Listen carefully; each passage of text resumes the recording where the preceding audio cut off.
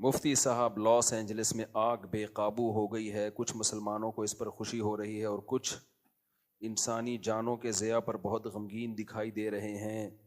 یہ قدرتی آفت عذاب یا آزمائش سے کچھ بڑے ظالم لوگوں کے گھر بھی جلے ہیں، اس پر کیا رد عمل دینا چاہیے؟ دیکھو، کہیں بھی کوئی عذاب آئے یا آگ واگ لگے یا کوئی بھی مصیبت ہو، لوط علیہ الصلوۃ والسلام کی قوم کا عمل ہمارے سامنے ہے۔ وہ گناہوں میں مبتلا تھی، جب ان پر عذاب کے لیے اللہ نے فرشتے بھیجے تو فرشتوں نے پہلے ابراہیم علیہ السلام کو آ کے خبر دی، ارسلنا الی قوم لوط، ہم قوم لوط کے پاس آئے ہیں اور ان کو تباہ کرنے کے لیے آئے ہیں۔ تو ابراہیم علیہ السلام نے اس پہ خوشی نہیں منائی تھی۔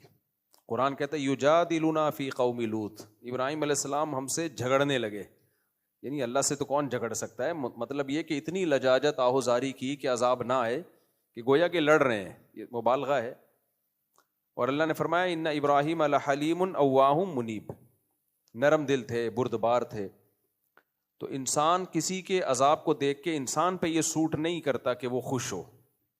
ہمیں تو بس اللہ کے عذاب سے پناہ مانگنی چاہیے کہ اللہ نے جو کافروں کو بھی عذاب دینا ہے آخر میں ہی رکھے، دنیا میں اللہ کسی کو عذاب نہ دے۔ تو اس پہ خوشی نہیں بنتی جو آگ لگی ہے، یہ جب مان لیا جائے کہ وہ سارے ظالم ہی ہیں۔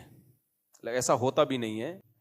جب کسی علاقے میں آگ لگتی ہے، کچھ برے ہوتے ہیں، کچھ اچھے ہوتے ہیں۔ البتہ اتنی بات ضرور ہے کہ یہ عبرت کی بات ضرور ہے۔ غزہ میں جب آگ لگی ہے، جو روزانہ آگ لگ رہی ہے، روزانہ بم برسائے جا رہے ہیں جس میں معصوم بچے جل رہے ہیں، اس آگ پہ کوئی نہیں روتا۔ یہاں جب آگ لگی ہے تو پورے میڈیا نے اس کو فوکس کیا ہوا ہے، کوریج۔ تو ہم یہ نہیں کہہ رہے کہ اس آگ کو آپ کوریج نہ دیں، اس کو بجھانے کی کوشش نہ کریں۔ یہ جیسے انسان ہے تو غزہ میں رہنے والے بچے، عورتیں، وہ بھی تو انسان ہیں، ان کے بارے میں خاموشی اختیار کر لینا، بلکہ اور اسرائیل کو اپریشیٹ کرنا، پروموٹ کرنا، اس کی مدد کرنا، تو پھر انتقام کی اللہ کی آگ بھی جوش میں آتی ہے۔ اور اللہ بتاتا ہے کہ تم جو کر سکتے ہو تم کرو، میں جو کر سکتا ہوں وہ میں کروں گا۔ وَمَكَرُوا وَمَكَرَ اللَّهُ وَاللَّهُ خَيْرُ الْمَاكِرِينَ۔ اللہ کہتے ہیں یہ میرے خلاف تدبیریں کرتے ہیں تو میں بھی تدبیر کرنے والا ہوں، اور میری تدبیر ان سے زیادہ پاورفل ہوتی ہے۔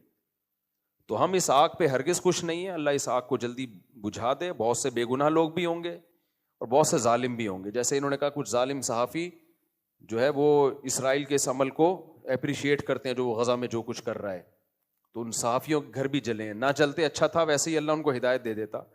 لیکن یہ عبرت کی بات بہرحال ہے کہ اللہ جو عرش پر ہے وہ لا تحسبن اللہ غافلا عما يعمل الظالمون، اللہ کہتے ہیں اللہ کو غافل مت سمجھو جو کچھ ظالم لوگ کر رہے ہیں۔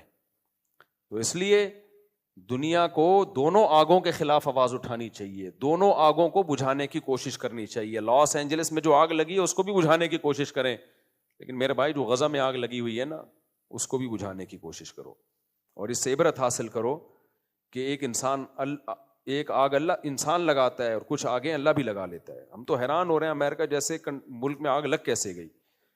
یورپ، امریکہ، کینیڈا، جاپان، ان ملکوں میں گیا ہوں، آگ سے بچنے کے لیے انہوں نے اتنی تدبیریں اختیار کی ہوئی ہوتی ہیں کہ آپ کی سوچ ہے۔ ہر بلڈنگ میں فوارے لگے ہوئے ہوتے ہیں، آٹومیٹیکلی آگ لگے گی تو یہ خود بخود یہ آن ہو جائیں گے۔ اور سڑکوں کے کنارے سڑکوں میں جو ہے نا ایسی جال بچھایا ہوا ہوتا ہے گیسز کا، کہ جیسے ہی یا پانی کی لائنیں الگ سے ہوتی ہیں کہ آگ لگی تو یہ خود بخود کھل جائیں گی۔ اتنا ان کا آگ بجھانے کے جو ان کے جو سروسز ہیں وہ اتنی ایکٹیو ہیں کہ آپ سوچ بھی نہیں سکتے، اس کے باوجود لگ جاتی ہے۔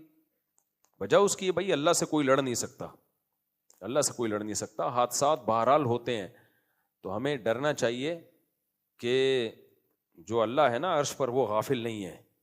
تو اتنی بات ضرور ہے کہ ان بڑی طاقتوں کو ہوش کے ناخن لینا چاہیے کہ آپ غزہ پہ جس طرح سے خاموش ہو۔ ٹھیک ہے کچھ لوگ احتجاج، وہاں بھی امریکہ میں بھی عوام احتجاج کرتی ہے، یہ سارے امریکہ ایک جیسے نہیں ہیں، بہت سے لوگ غزہ کے حق میں آواز اٹھاتے ہیں، یو کے میں بھی، آسٹریلیا میں بھی، کینیڈا میں بھی، ہر جگہ آوازیں اٹھ رہی ہیں، لیکن وہ اتنی پاورفل آوازیں نہیں ہیں کہ اسرائیل باز آ جائے اس ظلم سے جو وہ غزہ میں کر رہا ہے۔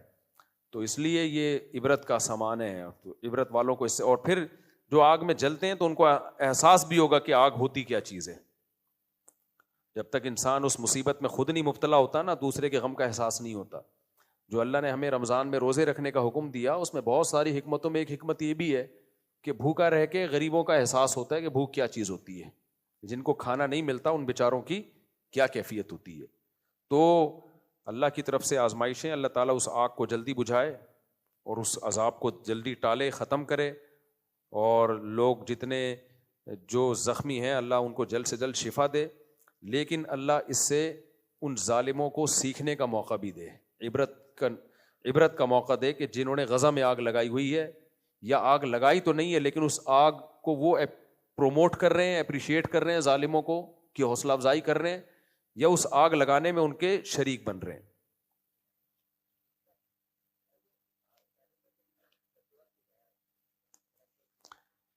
دیکھو ظالموں کے لیے بد دعا کی جائے تو وہاں سارے ظالم نہیں ہے نا, مسئلہ یہ ہے. اسپیسیفک ظالم کے لیے بد دعا کرنا تو جائز ہے, وہ بھی شدید حالات میں جب ظلم بہت بڑھ جائے تو اللہ نے اجازت دی ہے, لیکن پھر سے وہ صرف ظالم کی حد تک محدود رکھی جائے نا. میں گیا ہوں لاس اینجلس, سارے ظالم نہیں ہیں وہاں, بہت سے نیک لوگ بھی رہتے ہیں, بہت سے امریکی بھی ایسے ہیں جو اسرائیل کو سپورٹ نہیں کرتے, وہ غزہ کے حق میں, وہ غزہ پہ جو ظلم ہو رہا ہے اس کے خلاف ہیں. لیکن جب اس طرح کے اجتماعی عذاب آتے ہیں وہ تو سبھی لپیٹ میں آتے ہیں پھر اس کی. آج کل بہت سی امریکیوں کو مسلمان بنانا دنیا کا سب سے آسان کام ہے. باہر ملکوں میں ایک چیز کا ہمیں اندازہ ہوا کہ وہاں سب سے آسان کام غیر مسلم کو مسلمان بنانا ہے. تو وجہ اس کی ہے کہ وہ خالی کاغذ کی طرح ہیں, ان کی خاندانی روایات تو ختم ہو گئی نا.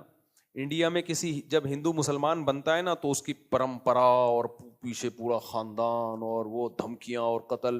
گوروں کے یہاں تو یہ سیٹ اپ ہی نہیں ہے, چچا ماموں والا, صحیح ہے نا.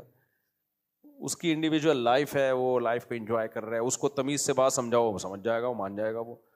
لیکن وہاں کوئی تمیز سے یہ کام کر نہیں رہا, کر رہے ہیں لیکن بہت محدود پیمانے پر کام ہو رہا ہے. ورنہ کوئی صحیح طریقے سے کام کرے نا. اچھا بہت سے تنظیمیں ہیں جو کام کر رہی ہیں, جو ہم نے اتنے ہزاروں مسلمان کر دیے, ٹھیک ہے ان کو اپریشیٹ کرنا چاہیے ان تنظیموں کو, لیکن وہ جو انہوں نے مسلمان کیے ہوتے ہیں نا, وہ ان کی اتنی ایفرٹ نہیں ہوتی, وہ خود ہی مسلمان ہونے کے لیے تیار ہوئے بیٹھے ہیں لوگ. میں ملاوی گیا تو ایک بندہ لانچ میں نہیں, جس کی میں نے ولاگ بھی بنایا, ایک افریقی آیا, کرسچن تھا, وہ کہتا ہے میں ہماری داڑیاں ٹوپیاں دیکھی, کچھ مستورات بھی تھیں ہمارے ساتھ, تو وہ ان کا پردہ وردہ بھی, نماز سب دیکھا اس نے, تو ان کی عورتوں کو تو پردہ ہی نہیں ہوتا. تو یہ چیز ویسی اٹریکٹ کرتی ہے یار, ہے کہ ان کی خواتین ہیں کیسی با پردہ, بچیوں نے بھی اسکارف پہنے ہوئے ہیں, بچوں کے بھی پورے ڈریس ہیں. یہ چیز خود انسان کو, ہر خاندانی آدمی چاہتا ہے یار کوئی تمیز کی زندگی ہو. تو وہ آیا اور کہنے لگی, یہاں سے یورپ جاتے ہیں لوگ, لڑکے سوچتے ہیں ابے یار اس ٹرک میں جا رہے ہوتے ہیں.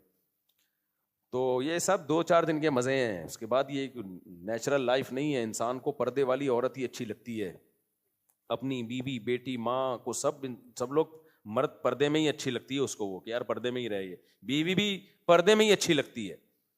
تو عجیب سا, میں تو وہاں گیا نا ایک گھر میں کسی اس کنٹری کا نام نہیں بتاؤں گا, میں نے پہلے بھی واقعہ سنایا تھا. تو مجھے انگریزوں کے گھر اندر سے دیکھنے کا بڑا شوق تھا کہ